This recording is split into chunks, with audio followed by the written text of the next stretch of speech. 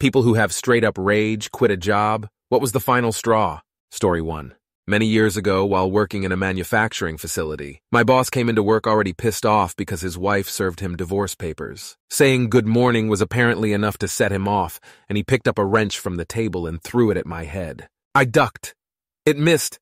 Then I just closed my toolbox and wheeled it to the truck, lol. Story 2. I was flat out lied to about the position. It was a management position at a residential mental health facility, and I had taken it, leaving a great paying but stressful position, because it wouldn't require travel and was supposed to be much more laid back. On top of many other issues, I ended up having to work 8 weeks straight without a single day off, even weekends and one holiday. So after a very heated meeting with upper management, where one person was flat out lying to cover their own butt, I sent a resignation email from the parking lot. Story 3. Not me, but a colleague once wrote a long stinker of an email, hit send at 10:30 a.m., and exited the building immediately. He blind copied all receivers, but sent it to multiple departments of a large multinational I was working at. No one knew who didn't get the email, except for the gasps and OMGs around the office. He was completely disgruntled, and went in on multiple managers, supervisors, and various colleagues with absolute venom. It was amazing. Still the best work email I've ever received, and some shit he called out actually had to be addressed by management. It brought about a lot of positive change. If you're out there, Khalil, that was awesome. Story 4. I never have, but my favorite example was when a coworker in student transportation, who had finally gotten a position she wanted after years of suffering through stress in another, was called by management over the summer and told she was being reassigned to the stressful position because no one else wanted to do it. She had fought too long and hard to get what she wanted, and her immediate response was, "Then tell me what I need to do to resign." She did, and she's been at peace with her decision ever since. Story 5. At one office job, I quit after the first day because the lady training me would ignore me when our manager wasn't around, and I caught her snooping through my purse when I went to the bathroom. At another job at a clinic, I quit after a month because they made me do a solo receptionist shift without training me on what I needed to do to open the clinic, and then I got yelled at for not knowing what to do, in front of patients. It was so bad. Some of the patients came up to me after and asked if I was okay. Story 6. Godfather's Pizza. The manager wouldn't give me my paycheck at 8 p.m. on Sunday because the money might not be in the account yet, but I could pick it up at 9 a.m. Monday. This was decades ago, before direct and mobile deposits. The bank wouldn't be open until the next day anyway. All of the paychecks were literally in his hand at that moment. There were lots of issues before that, but that was the final sign that the manager was completely uninterested in reason. In the next few weeks, nearly everyone else quit. Then the manager was finally fired. Story 7. My boss cursed me because I took a phone message for him because he was already on a call. Apparently, he was eagerly awaiting the call I answered and would have preferred I interrupted him. I threw a pencil at the wall, said, "Do I look like a mind reader? Cut me my check. I quit." He tried hard to backpedal, but there had been many previous straws. Story 8. I was working as the kitchen bitch at a 24-hour Greek restaurant, hired as dishwasher, also doing cold prep and maintenance. I was the guy peeling 50-pound bags of onions / carrots / potatoes, as well as making dry ribs, pizza, salad. I had booked off 3 days over a weekend. Got called on day 2 at 7 a.m. telling me I was late. Got there and was told I was on the 11 a.m. start. Then it got changed to 4 p.m. when I went in again. Then got changed to 11 p.m. when I went in for 4 p.m. And when I went in for 11 p.m., it was changed again to actually have me off for the 3 days. 4 schedule changes in 24 HRs. Laws here say 1 week minimum notice. That owner would change the schedule after you clocked out to say you worked shorter hours on a regular basis, and you pretty much had to check at 7 a.m. to see if you were on for the day. I had my choice words, told him I'd be back in 2 weeks for my paycheck. Story 9. Worked in retail, sprained my ankle really bad while ice skating. Couldn't so much as get out of bed. Had to call in and take 2 days off before I was even able to limp to work.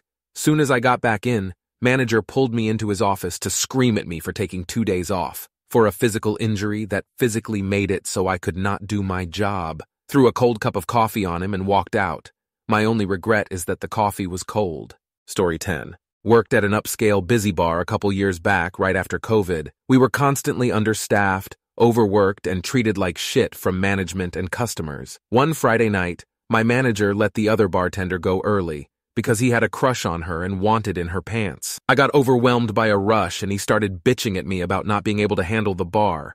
I looked at him in the eye, about to really rage, and without a word, walked to the back into the liquor room, grabbed 2 bottles of Jameson, put them in my backpack, and walked out the front door. My manager's fearful, confused face while asking, "Where are you going? What are you doing?" was absolutely priceless. Best decision I made, and I'm not joking, Elmao. Story 11. I had a boss at a dog daycare who was a pure sociopath. She deliberately tried to set her employees against each other with gossip and listened to our conversations on the remote cameras and used what we said against each other. It gets worse, but she heard me talking to another employee about finding another job, then confronted me and told me she would just take all my hours away if I was going to quit. Then she heard me tell another employee I contacted the Department of Labor to find out if that was legal. It is. And ambushed me after lunch to fire me in front of other employees. "So I heard you called the Labor Department about your hours. That won't be necessary." And at this point I realized this is the only chance I'm gonna get to just unload on this bitch, and I'm taking it. I went off.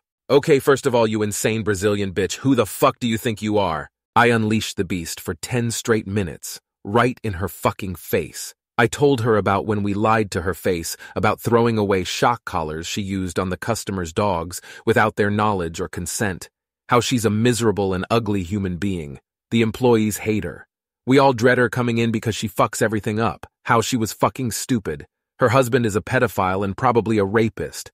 Raked her over the coals about the time she forgot a customer's dog in the car for 3 hours in May and then lied to the customer about it.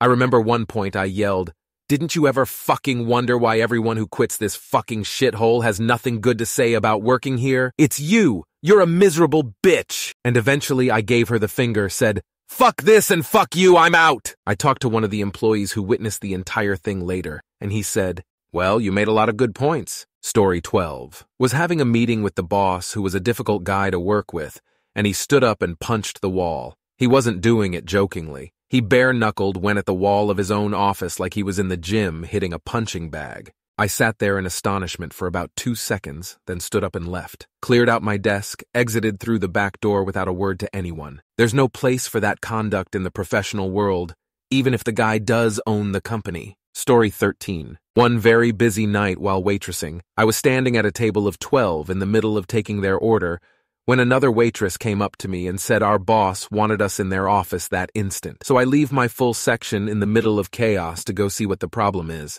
My boss began to chew us both out because the other girl asked if I would switch shifts with her, and I had agreed. I didn't say anything but was obviously annoyed because I had just left all my tables thinking there was some sort of emergency. My boss looked at me and asked why I looked mad, and I told him, "I feel like this could have been sorted out without me. If you didn't want her to leave early, you could have just told her no instead of pulling me away from our customers." They said, "If you're going to have an attitude, get your shit and leave." I said okay and went to transfer my tables. I was over it. I had worked there 3 years, and the owners were alcoholics that treated us like garbage and spent all the company on themselves instead of getting ingredients to make food or paying their employees. The other waitress came back out and said our boss wanted me back in the office. I went in and they said, "Put your apron back on, you're not fired." I said, "You're both fucking crazy if you think you can treat people the way you do and expect them to want to work for you," and I walked out. As I was leaving, they came out behind me saying I would regret it and was never allowed back if I left. I threw up my middle fingers and kept walking. Funny part is I let my boyfriend take my car to work that night, so I had to walk a mile home and break into my house. Story 14. Had a sweet schedule working security in a Class A office building. 3 swings, 2 p.m. to 10 p.m., and 2 graves, 10 p.m. to 6 a.m. per week. My weekend was Friday and Saturday. The graves were actually really chill, easy to deal with. I liked them, but only 2 of them. Then we get a new security company. All the supervisors are fired and new ones from the new company are brought in. Suddenly I'm working 5 graves. I ask for a change to swing. No dice. They offer to move me to a different site. It's 5 graves again. I find out my old supervisor is now working as security manager at a local mall. I give him a call and he offers me a job. I took it. Grabbed my uniform from the old company. Drove to the office. Walked it. Dropped my uniform on the director's desk. Turned and walked out. Went down to the mall and picked up my new uniform. Story 15. It was a Wednesday. I got a call from my mom when I was at work to tell me that my dad took a turn for the worse and maybe had a day or two left to live. I immediately went to the company owner, small business, and told her the situation, and I really needed to leave right away since he lived a few hundred miles away. She told me she understood, but since I was working on some important projects, I should just come in on Saturday since he should be dead by then. I said okay, turned around, walked to my desk, deleted all my personal files from the computer, left my badge and keys on my keyboard, and walked out. Dad passed on Friday, and I turned off my phone that night until the following Wednesday or Thursday while I spent time with my family. I already hated the job and the owner for other reasons and found a new job a few weeks later, so I can't say I regret anything. Story 16. So, the building my job was in closed down at 9 p.m. Everybody except security had to get out so they could shut everything down. One of my supervisors, I had 8 of them, yes, it was like office space, kept scheduling me until 9:30 p.m. I repeatedly brought this up at the end of the night and was always told, no, that's just a mistake, you need to leave. Fast forward 3 months, I get called into a disciplinary meeting. The reason? I kept leaving early. I had like 8 attendance points from leaving early because one of my idiot bosses, who worked in the same building and definitely should have known when it closes, couldn't figure out how to schedule. I explain my side, which is pretty fucking obvious, and they say they'll hold off on any disciplinary action while they look into it. A couple days later, they told me they weren't going to remove those attendance points. I told them to shove it up their ass, walked out, and went to a concert with some of my now former coworkers. Story 17. The owner of the company told me to fire a woman for arriving to work right on time. It was always something different with him, some ridiculous new rule that he applied retroactively to suit whatever mood he was in on any given day. And that particular morning, he took it as a personal insult and a show of blatant disrespect that his employees didn't arrive early. I just couldn't do it. I couldn't fire this woman, who I didn't even particularly like, to satisfy this new whim of his. So instead of firing her, I marched into his office and quit myself. Funnily enough, the woman I wouldn't fire continued working for him for years. She might even still be there now, 20-some years later. Story 18. I was a community engagement officer, which basically means I took a disabled adult out in the community to achieve certain goals, i.e. grocery shopping, some basic concept of money and rudimentary budgeting, etc. He was fine. His mom was a pill. The sort of pill that has been abusing underpaid staff at underfunded social services for entire decades, to the point her grip on what the world owed her, for free, was heavily screwed. Also, all she ever did for herself was sit on her bum in front of Netflix all day. She would call, usually after I had wrapped up for the day and was driving him home, to demand that I stop at a convenience store for cigarettes and booze, or a specific fast food joint on the other side of town, because I am apparently a free personal courier. My favorite moment was when she actually had me pick up cigarettes and drop them off at her cousin's, because why not get the whole family in on abusing impoverished public servants? I tried to set simple boundaries with her. You can ask me when I am leaving for X, Y, and X, and she would just show her ass so much. Oh, I don't know when I'll be needing cigarettes, I just call when I do. Oh, I can't afford Instacart or Uber, even though my kid and I easily eat $1,000 in fast food a month. My car is $500/month. And we haven't even started talking about booze and cigs. No, paying people for their labor is where I need to cut my corners. So, I cut her off. Anyway, she demands that I go to a convenience store and get her cigarettes. I say no.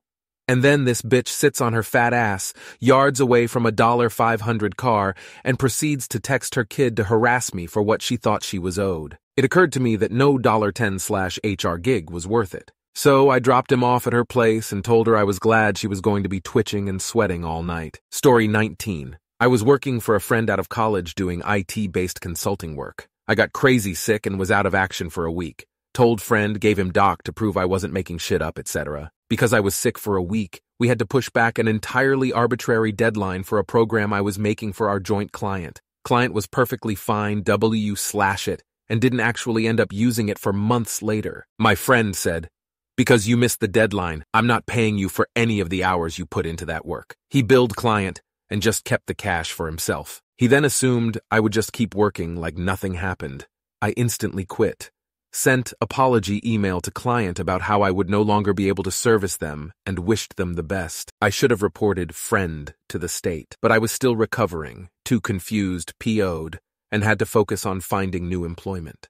That was approximately 20 years ago and was the first and only time I ever quit a job on the spot. Story 20. All of us graduate student assistants were forced to come to campus to work in person, sharing cramped cubicle spaces, while attending Zoom meetings where 100% of the full-time staff were working from home. To add insult to injury, we had just spent an entire summer all working remotely, and U.S. grad assistants had proved our ability to complete our work to a high quality remotely. Nobody was even there on campus to supervise us or offer assistance without jumping on a call anyways. It was such bullshit, and I quit halfway through the year. Story 21. It was my boss. Her boss had just left the company, and he was an extremely influential longtime VP. After he left, the entire political dynamic of the office changed. My boss became an absolutely menace to work with. Cutthroat, nasty, overly demanding, with no ability to actually influence other departments. She took this out on her direct reports. One day she called me ranting about some report, and I said, okay, I'll look into it. At this time, I had just left the doctor's office. I walked to my car and just sit there for a while, realizing that she knew that I was not currently in office and why I was at the doctor, and I lost it. I drove straight home, grabbed my laptop/badge/other company items, then went straight to the office, looked at the security woman at the front desk, and handed all of my stuff in and said I was resigning. Naturally, the security woman was confused as all hell. At this point, I told her to have a great day, texted my boss and one other person on the team, and said I had resigned and left my items with security. It was later that I found out that my boss then went around the company telling everyone I had mental health problems that I had to address, which is why I left so abruptly. Absolutely insane woman.